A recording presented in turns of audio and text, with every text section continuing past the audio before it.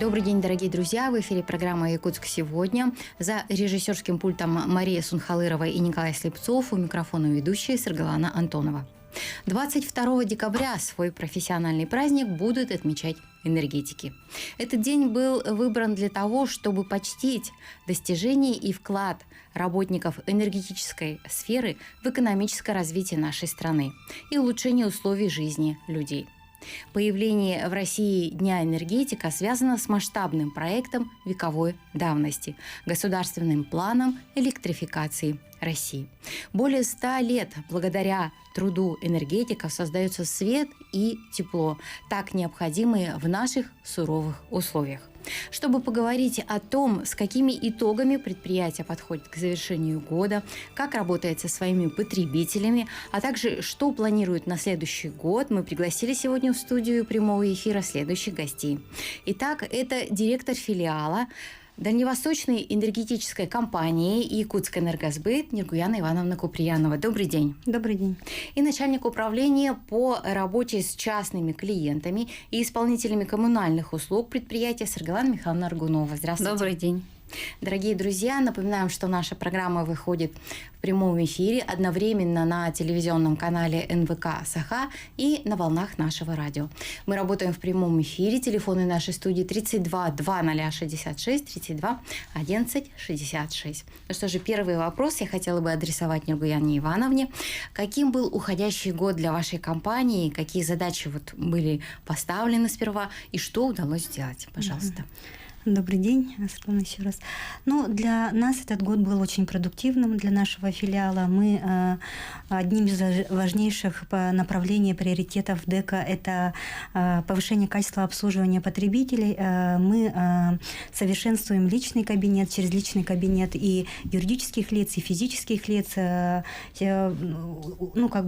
улучшили, существенно расширили для клиентов возможность по оплате услуг через личный кабинет и физических лиц. И, в частности, на сайте ДЭКа можно оплатить по QR-коду, также передать показания прибора учета и произвести оплату без регистрации. И считаю, что это тоже большое направление, и в этом направлении мы движемся. Также у нас приоритетным 23-й год был для коммунальной грамотности потребителей. Мы в этом году провели более 90 акций «Грамотный потребитель», и услугами этой акции воспользовались около 2000 потребителей.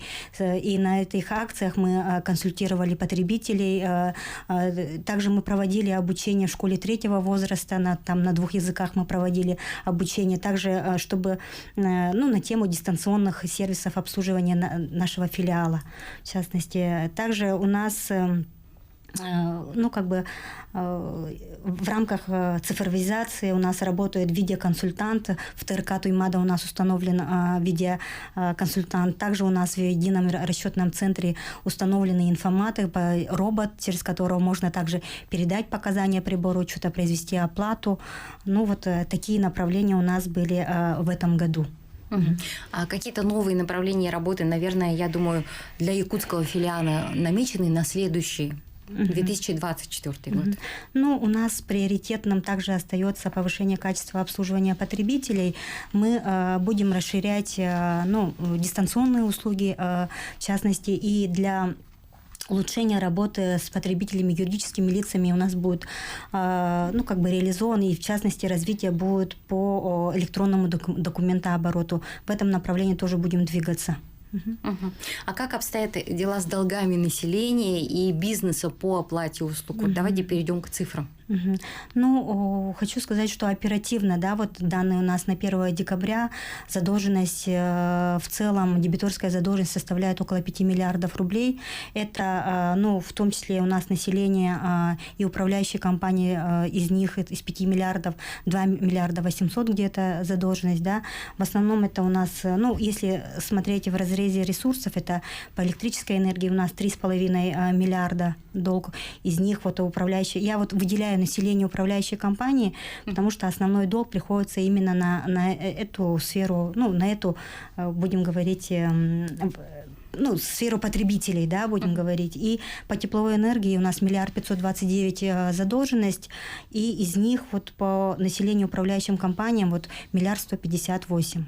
Да, вот такая большая задолженность, но в рамках работы с дебиторской задолженностью мы очень масштабную работу проводим. Давайте уточним, какую работу вы проводите. Да, ну, во-первых, мы проводим досудебную работу, да, мы информируем население, мы направляем претензии, мы направляем уведомления на ограничения, мы, соответственно, вынуждены проводить ограничения потребителей от коммунальных услуг и, ну, заключаем соглашение на реструктуризацию, ну и, соответственно, если досудебно не смогли отрегулировать задолженность, мы приступаем, конечно, к судебным мероприятиям и работаем со службой судебных приставов, ну, соответственно, после вынесения судебных приказов в отношении потребителей физических лиц. Ну и также продолжаем работу по работе с юрлицами, тоже в этом же направлении. Угу. Также, наверное, продолжу, да, вот по работе с комиссией дебиторской задолженности у нас сейчас мы пользуемся, ну, можно сказать, наверное, административным ресурсом, да, где-то у нас в муниципальных образованиях созданы комиссии по работе с дебиторской задолженностью, участвуют главы, непосредственно в этих комиссиях у нас участвуют и пристава, и, ну, представители прокуратуры, УГСЖН и так далее. Мы вот в этом направлении очень стабильно работаем. Хорошо. А можете подробнее рассказать об акциях, которые сейчас проходят для клиентов компании? Я знаю, что это уже стало доброй традицией, которая продолжается уже ряд лет. Да, вот ряд лет это, наверное, стало уже традицией. Буквально вот мы провели акцию «Удача онлайн» по потребителям, по частным клиентам и юридическим лицам, которые зарегистрированы в личном кабинете и произвели оплату через этот личный кабинет. Также у нас для добросовестных потребителей продолжается акция ну, «Заплати долги без пени», да, соответственно, и эти акции у нас будут продолжены до конца года. И, соответственно, еще есть одна акция «Система быстрых платежей» с учетом, ну, можно воспользоваться системой быстрых платежей и произвести оплату также через личный кабинет. Вот такие. И получить кэшбэк в размере 2%. Да. Ну, то есть возвращается 2% от суммы оплаты. Ну и это действительно очень удобно и, я думаю, выгодно для наших потребителей. Дорогие друзья, напоминаю, что мы работаем в прямом эфире. Телефоны нашей студии 32 2066, 32 11 66. Звоните и задавайте вопросы моим собеседникам. А я напомню, что сегодня у нас в студии находится директор филиала Дальневосточной энергетической компании «Якутскэнергосбыт» Нургуяна Ивановна Куприянова и начальник управления по работе с частными клиентами и исполнителями коммунальных услуг предприятия Саргалана Михайловна Аргунова. Саргалана Михайловна, давайте теперь к вам перейдем. Да, что вы все-таки можете посоветовать нашим якутянам, вот как не допустить образования задолженности и, соответственно, ее роста? Хочу отметить, что у нас те клиенты, которые в личном кабинете, зарегистрированы в личном кабинете, да, мы направляем таким клиентам уведомления, push-уведомление называется. То есть мы своевременно своим клиентам говорим, что пришла дата передачи показаний, нужно оплатить, вот такие, как уведомительные сообщения отправляем, да, что очень удобно.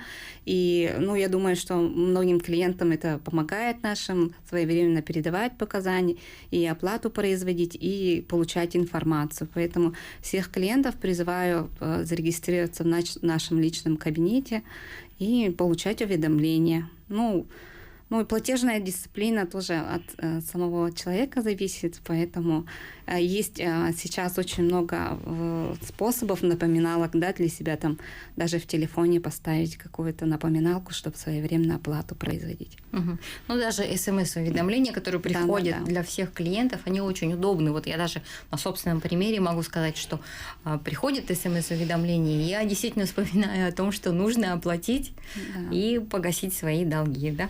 А все-таки бывают такие ситуации, когда долг есть, да, и выплатить его одним разом сложно, сумма большая. Вот что вы можете посоветовать в данном случае? Мы всегда идем навстречу своим клиентам. Всегда можно подать заявление на предоставление рассрочки, да, платежа. Основным условием является первоначальный взнос, оплата первоначального взноса в размере 30% от задолженности, и далее уже по определенному графику клиент оплачивает, да, задолженность. Но если даже нет возможности оплатить 30%, мы всегда идем навстречу, можно подать заявление, мы комиссионно рассматриваем такие заявления и всегда пытаемся как-то решить вопрос, да. То есть сделать все для того, чтобы ваш клиент был услышанным, да. Но давайте, наверное, напомним, какую ответственность несет потребитель при неоплате или же несвоевременной оплате. В первую очередь это, конечно, начисление пени за несвоевременную оплату, да. И крайняя мера, это, как Нурген Анна сейчас сказала, что это ограничение предоставления услуги.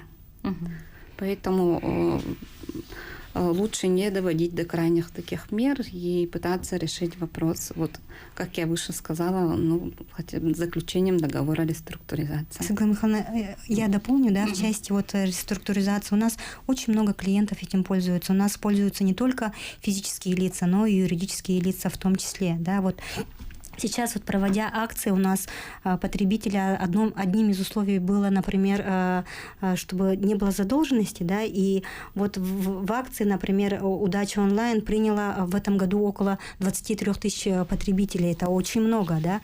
Если сравнивать прошлый год, у нас в этом году очень много появилось добросовестных потребителей, которые пользуются этими моментами. А в части рассрочки действительно у нас индивидуальный подход к каждому. Да, мы рассматриваем комиссионные, действительно идем на уступки потребителям. Но главное, чтобы они не нарушали график, который был согласован со всеми участниками. Хорошо. Дорогие друзья, еще раз напоминаем, что мы работаем в прямом эфире. Вы можете дозвониться к нам в студию по телефонам 32 2066, 32 11 66. Пожалуйста, если у вас есть вопросы к моим гостям, то задавайте и, соответственно, получайте квалифицированные ответы на свои вопросы.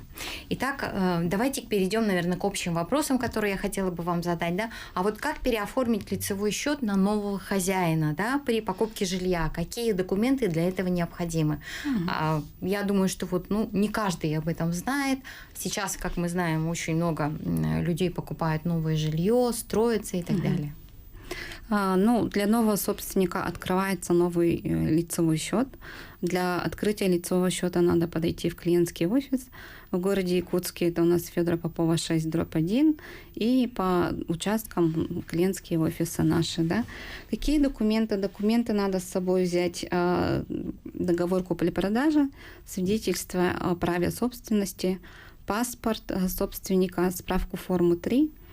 Это основные документы, которые должны быть при себе при переоформлении лицевого счета.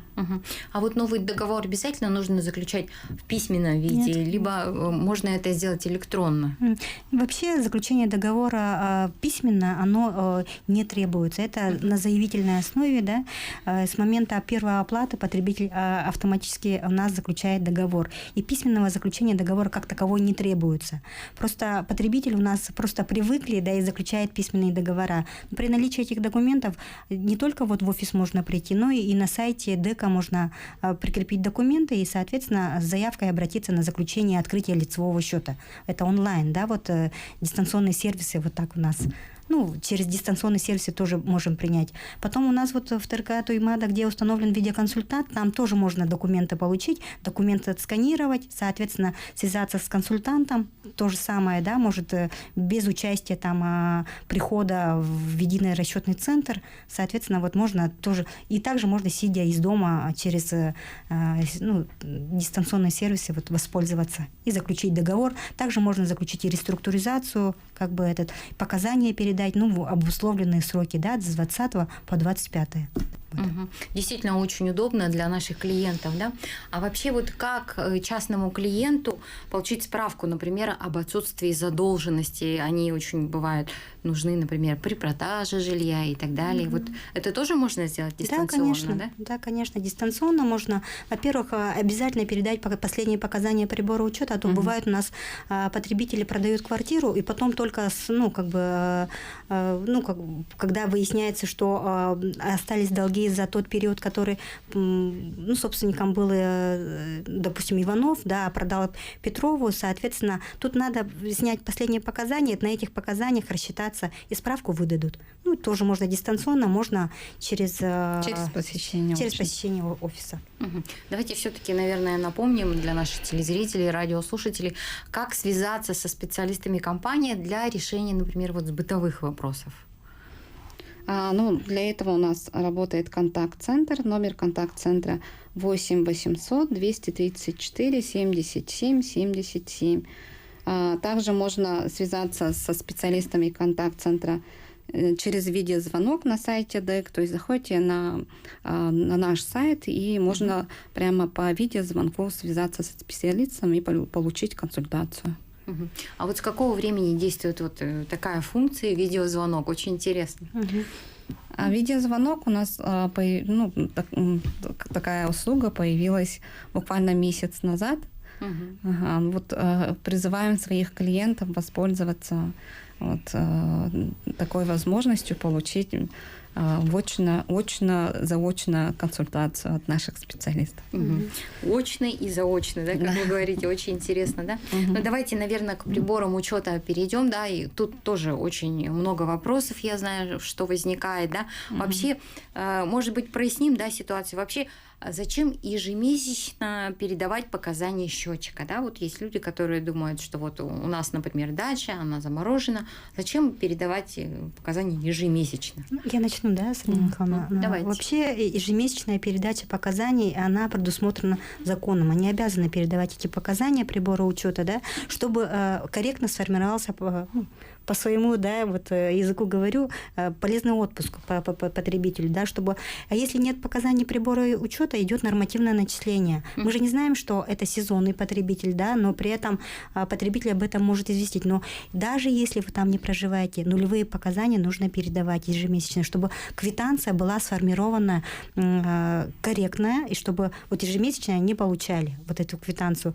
Для этого и требуются показания прибора учетов. Вот, наверное, вот по-простому, наверное, так надо объяснить. Фактическое потребление фиксируется. Чтобы был факт, да, факт потребления. А то действительно люди уезжают там на полгода, показания не передают, расчет делается нормативный. Потом, когда, конечно, приезжают и только вот предоставляют там показания прибора учета, если у нас потребитель там свыше 6 месяцев не передавал показания прибора учета, мы обязаны выехать на объект, и, соответственно, и потребитель сам тоже должен передавать показания. Вот ради этих целей передаются показания прибора учета, чтобы факт был выставлен потребителю.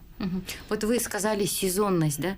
А каким образом, вот, например, можно доказать, что это действительно дачное строение, которое заморожено на зиму и так далее? Вот что нужно заявление, сделать? это же на заявительной основе обязательно подтверждающие документы, что это дача, что зимой они там не проживают, что там отсутствуют там, допустим, тепловые сети и так далее, и тому прочее. Это, любая справка, любой документ, подтверждающий этому заявление от потребителя. Вот там можно. Также наши специалисты при посещении, да, если на техосмотр приезжают, фиксируют, что проживание сезонное. Да, тогда они будут там начисляться, соответственно, услуга выставляться и начисляться пеня. То есть, когда приезжает специалист, можно к нему обратиться, да, с такой просьбой, и он сможет этот факт зафиксировать, да? Конечно, да, и дополнительно документы все равно надо будет предоставить. Со слов не будем, не принимается со слов. Хорошо. А как удобнее всего передавать показания счетчиков, да? Какие способы для этого существуют? Давайте напомним для наших телезрителей и радиослушателей. Пожалуйста. На самом деле очень много способов у нас существует, да, передать показания для удобства наших клиентов. Это можно сделать через личный кабинет через приложение, через сайт можно зайти. Также можно на сайте без регистрации, на нашем сайте передать. Через приложение Сбербанк онлайн можно передать. Также через контакт-центр, еще раз напомню, номер 8 800 234 77 77, через оператора или в автоматическом режиме через голосового помощника Алену. Хорошо. Спасибо за развернутый ответ, дорогие друзья. Сейчас мы прервемся на небольшую рекламную паузу, после чего вновь продолжим наш разговор. Не переключайтесь, оставайтесь с нами.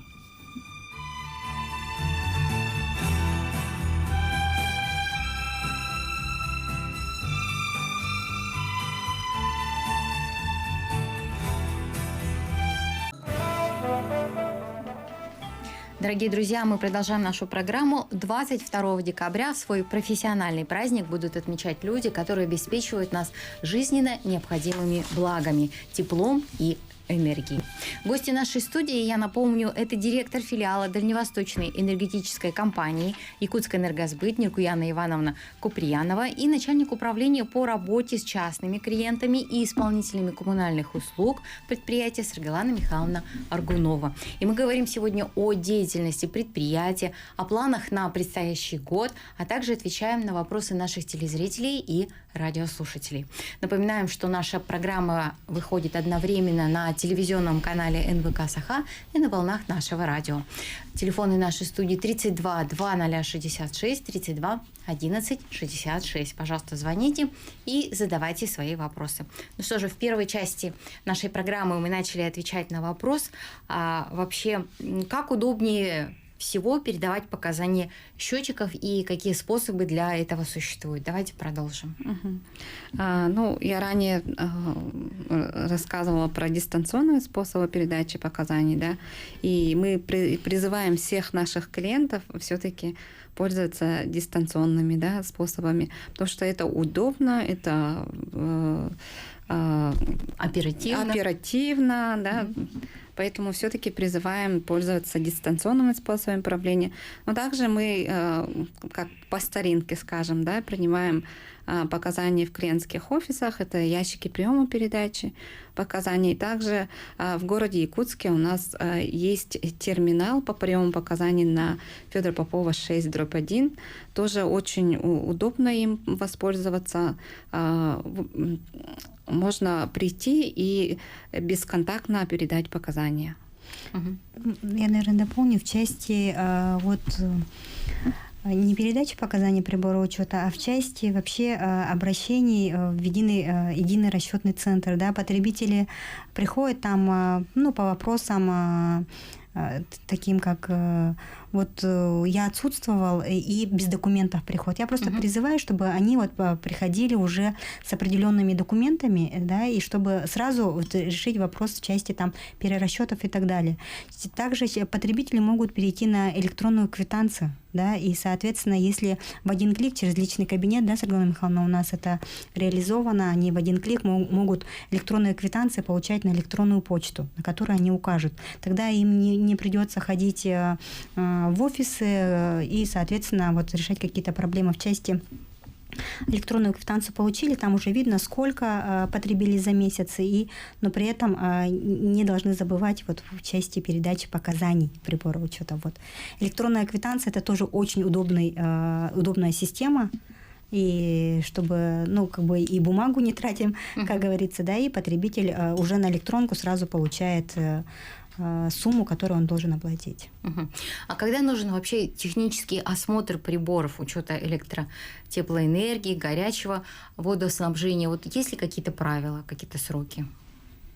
Вообще есть паспорт прибора учета, по которому указан срок госповерки прибора учета. Соответственно, на этот прибор учета, если нет никаких проблем с прибором учета, то этот прибор учета работает в классе, в точности, и в паспорте прибора учета это указано.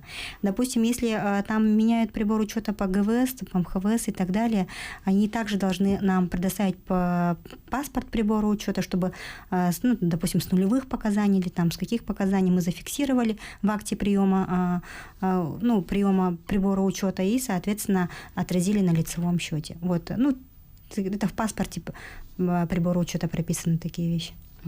Вопрос частного характера поступил. Хочу вызвать мастера на техосмотр счетчика электроэнергии. Вообще, как это сделать? Также можно дистанционно через личный кабинет. В личном кабинете есть вкладка «Обращение».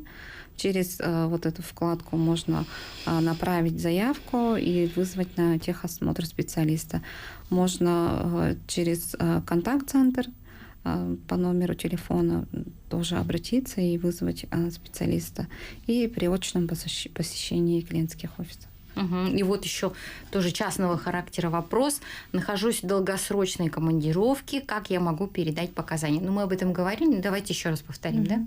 Ну, дистанционно через личный кабинет может показания передать, через мобильный банк, Сбербанк онлайн может передать показания. Есть очень много этих систем, да, в части Квартплата Плюс может показания передать, потом да, ГИС ЖКХ может показания передать. Вот сервисов очень много. Главное, чтобы не забывали передавать показания. Даже если в долгосрочном отпуске, то через личный кабинет, пожалуйста, вот нулевые показания можете передавать ежемесячно. Давайте теперь перейдем к вопросам онлайн-сервиса. Да? Вообще, какие удобства, какие сервисы есть для улучшения качества и обслуживания наших клиентов? Какие из них уже внедрены и вообще что они дают потребителям? Давайте поговорим на эту тему.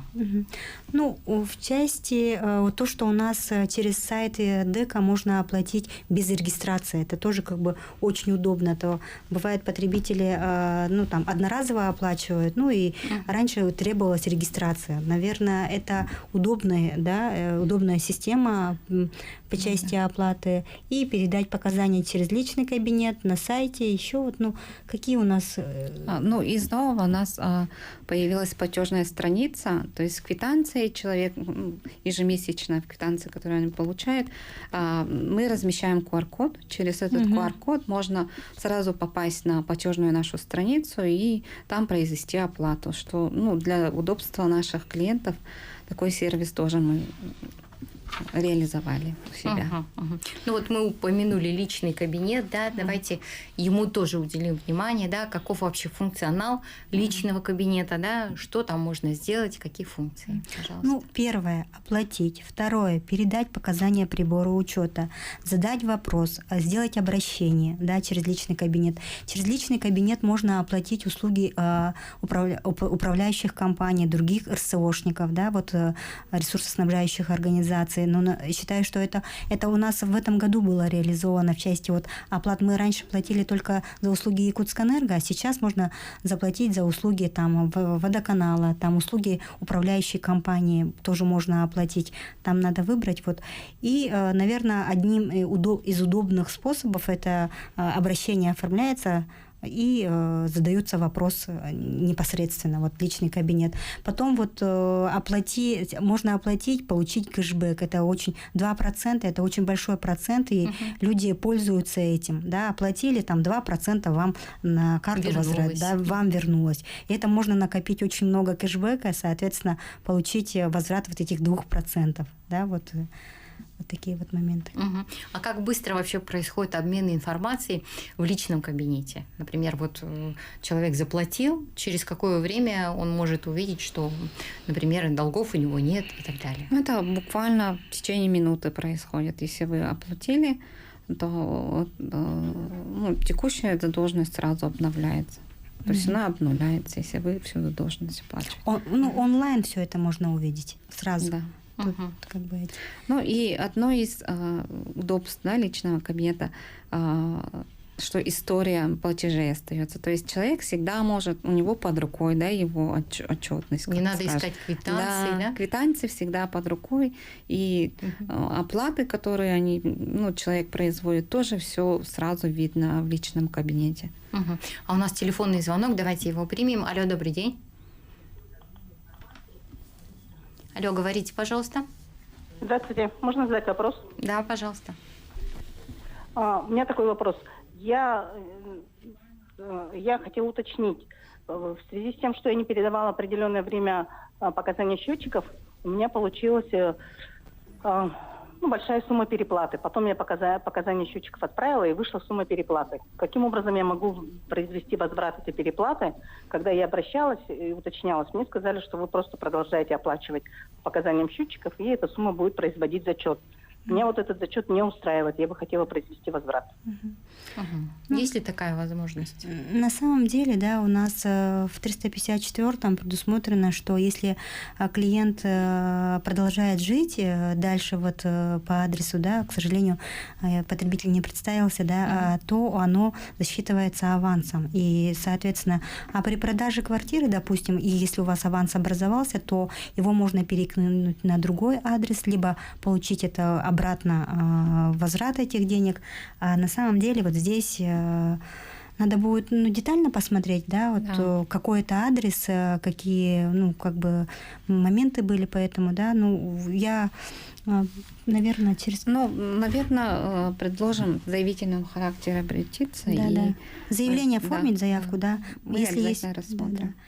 Рассмотрим, и ответ мы обязательно предоставим. Или можно сейчас оставить свой адрес, чтобы мы После передачи смогли связаться и контактный телефон, контактный телефон и адрес, по которому мы сразу ответ вам предоставим. Хорошо. Что вообще нужно для того, чтобы зарегистрироваться в личном кабинете?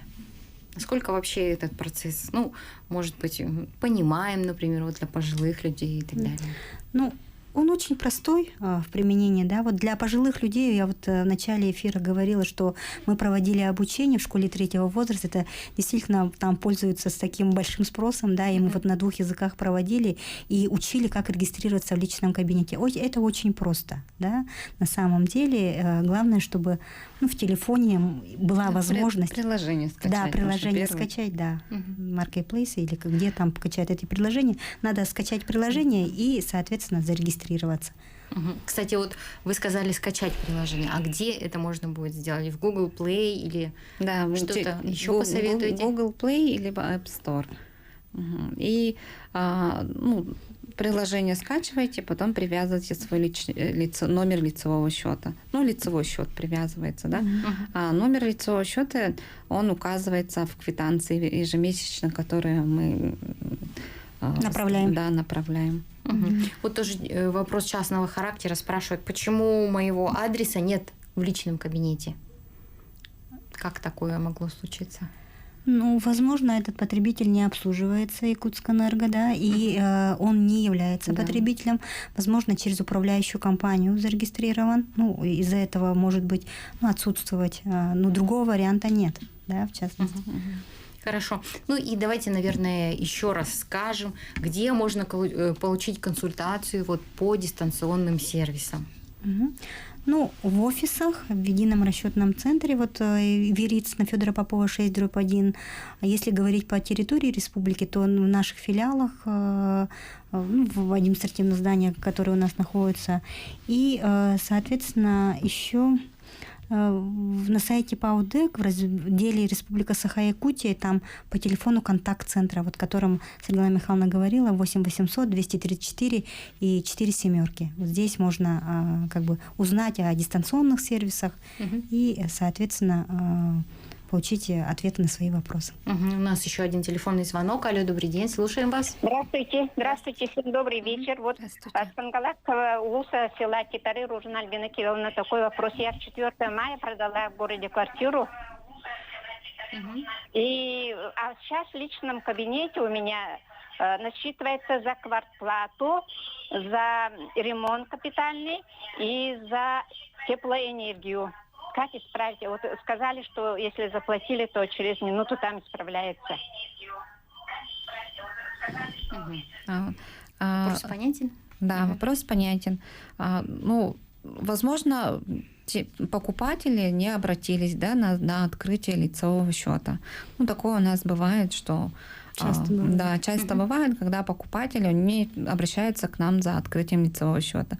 В таком случае клиенту нужно с договором купли-продажи к нам подойти, но в случае наш клиент, обратившегося, это город Покровск, либо поселок Максугаллох, это Хангаласский УЗ, да, и подойти с договором купли-продажи. На основании договора купли-продажи закроют лицевой счет, и на нового собственника уж, соответственно, откроется лицевой счет новый. А вот эти выставленные счета, они остаются? Нет, ну с момента Да. оформления права собственности эта задолженность переходит новому собственнику, да, соответственно. И вот я вначале тоже говорила, что при продаже квартиры обязательно нужно снять показания прибора учета и, наверное, актом приема передачи оформить последние показания прибора учета, чтобы потом не возникло вопросов. А то покупатели долго не регистрируют, получается, лицевой счет, и, соответственно, это болтается между небом и землей, да, и вот эти моменты вот потребителю вот нужно подойти, либо там на сайте, вот через личный кабинет тут же написать заявку, обращение, прошу закрыть лицевой счет на основании договора купли-продажи от такого-то числа. Вот последние показания вот Да, такие-то. и Вот. скан-копию приложить договора купли-продажи. В личном кабинете можно прикреплять вот такие документы. Мгм. Хорошо. Спрашивают, как оформить заявку на электронную квитанцию? А электронную квитанцию очень просто. Приложение «Личный кабинет», там галочку убрать, чтобы в бумажном носителе квитанция не приходила. Можно отказаться письменно при очном посещении наших клиентских И в офисов. этом случае все Да. оповещения будут приходить Да, в электронном виде. Да, на электронную почту мы высылаем вам квитанцию ежемесячно. Вы видите все в электронном виде. Ну и буквально 2 слова о преимуществах, скажем, да, электронной квитанции. Ну, во-первых, это не тратит время, да, соответственно, получает тут же онлайн на своем Личном личном кабинете и в Mail.ru или вот указывают адрес свой электронный. Это вот очень удобно для потребителей, чтобы не посещать, не тратить время там на очереди и так далее. Вот, наверное, одним из того, чтобы сэкономить время. Хорошо. Ну и в завершении нашего разговора, конечно, хотелось бы поздравить вас с наступающим профессиональным праздником. Я думаю, у вас есть несколько слов для того, чтобы обратиться к своим коллегам. Пожалуйста. Спасибо за поздравления. Ну, хочу поздравить все коллективы энергетиков с наступающим нашим праздником профессиональным, с наступающим Новым годом. Пожелать хочу счастья, благополучия, чтобы у нас все получилось, чтобы пожелать тепла, света, уюта в каждом доме. Вот так вот. Светлана Михайловна. Ну, присоединяюсь к поздравлениям. Желаю также плодотворно работать, чтобы все успешно завершили этот год. Ну, И с позитивом смотреть на будущий год. Да. Хорошо. Ну что же, я благодарю вас за то, что вы действительно нашли время, подошли к нам в студию в такое насыщенное предновогоднее время, да. И в завершении разговора мне, конечно же, хотелось бы пожелать вам, дорогие энергетики, постарайтесь, чтобы в каждом доме, в каждой семье у нас всегда были свет и тепло. Ну что же, дорогие друзья, это была программа «Якутск сегодня». Ее подготовила и провела редактор Светлана Антонова. Всего вам самого доброго, до свидания и до следующих встреч. До свидания.